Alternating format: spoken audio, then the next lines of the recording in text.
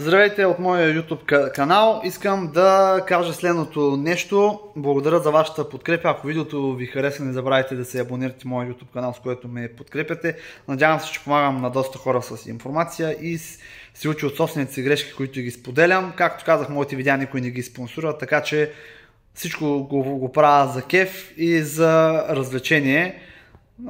Като цяло да влизам в темата, един мой приятел, дядо му кара Honda Civic, която е 99-2000-та година, сравнително стара кола, или може и 2001 да не бъде подведа.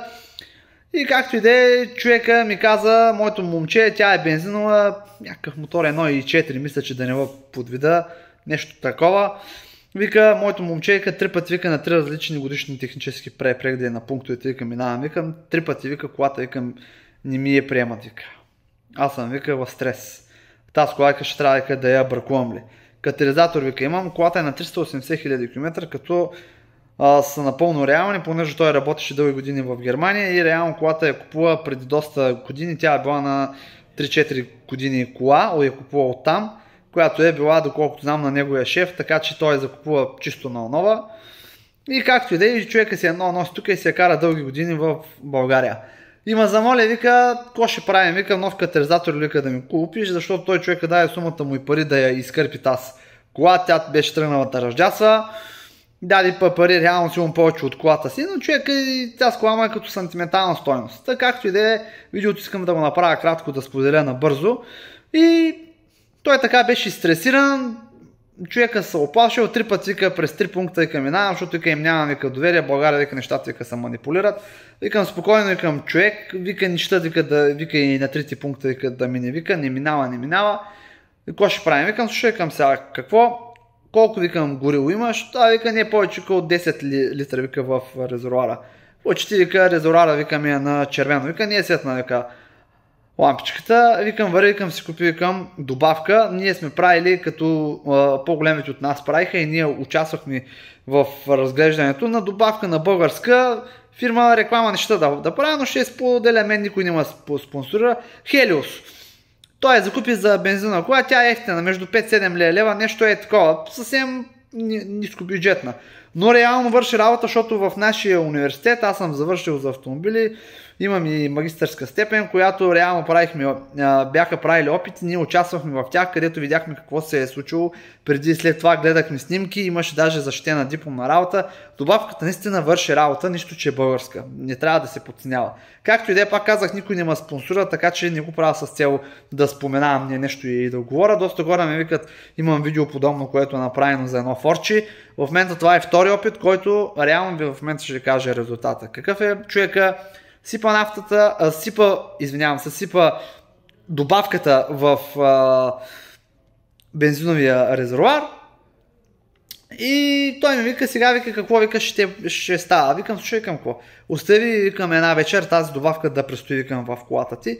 Той човека я остави 2 дена. На третия ден ми звънна и ми вика, какво вика, сега вика да направя.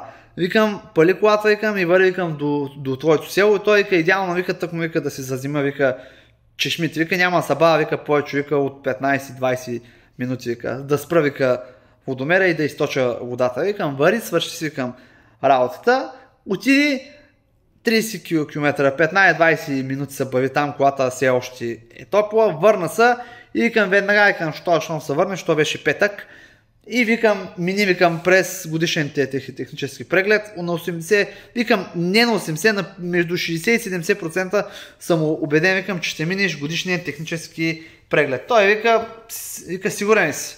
Викам, сигурен съм, викам.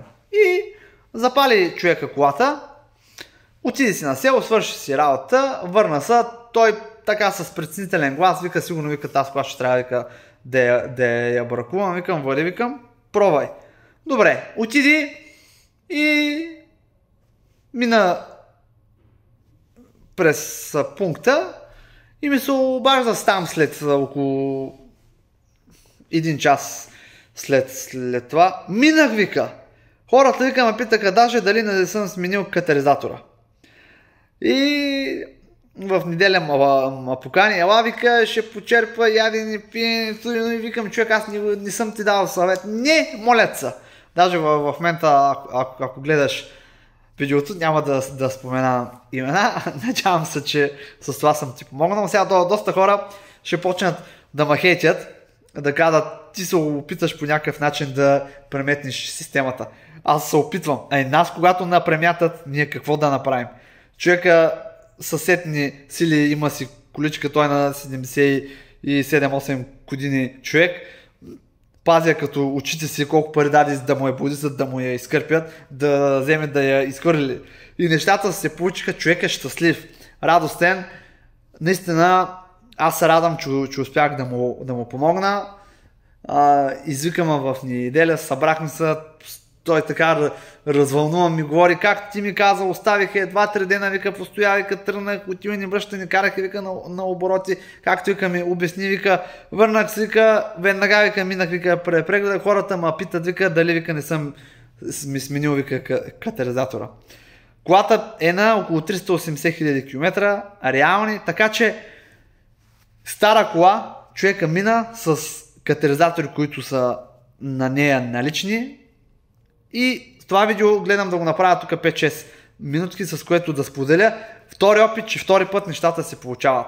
Ако видеото ви е харесало, благодаря ви за подкрепата и надявам се, че съм помогнал на доста хора и продължавам да помагам и съответно и на лични мои хора, които остават доволни и виждам, че нещата наистина се получават, така че оставам щастлив. Благодаря.